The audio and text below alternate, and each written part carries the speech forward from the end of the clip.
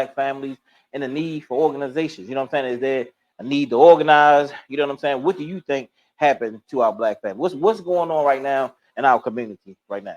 Yeah, it's a lot that's going on, man. In my generation, I don't have a lot of friends that I know of. Even people that do this work that's in my generation, all of us say we ever had a parent or an aunt or a grandmother that was impacted by the war on drugs, impacted by the crack epidemic. So a lot of the stuff that we said, especially in the Baltimore community, is the aftermath of the war on drugs, the aftermath of mass incarceration, the aftermath of the crack epidemic. And so we still building. We good? We still building.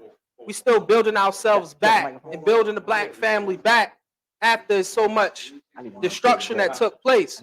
So in the aftermath of all that, there need to be organizations and people on the ground doing things, because this ain't a day after the Black Panther Party.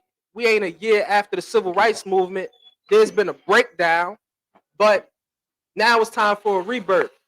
And so it's young men and women that are outside in the community, needing mentors, needing guidance, needing people to pour into them. But a lot of the elders that we find, especially in the hoods, they on drugs, they on alcohol, they're focused on other things, and they're not spending enough time pouring back into those youth. So for the ones that's capable, that's knowledgeable, we got to pour back into our youth, rebuild our families. But with over 70% of our households being ran by mostly single mothers, there's a gap. There's a gap. And so most people are just figuring it out on their own, relying on NBA Youngboy and Meg Thee Stallion to tell you what a black man and woman is supposed to be. And podcasts. And podcasts. Podcast, man, is the new education. Yeah.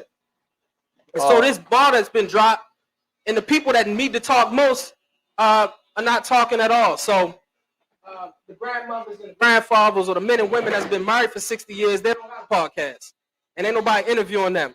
We listening to mostly men and women that are 40 years old, 50 years old, 35 years old, still in the dating field, giving us advice about what needs to be done and how things could be done. So there is a definite need to rebuild the black family, and we all can do our part in our own little way by courting correctly, by dating for marriage,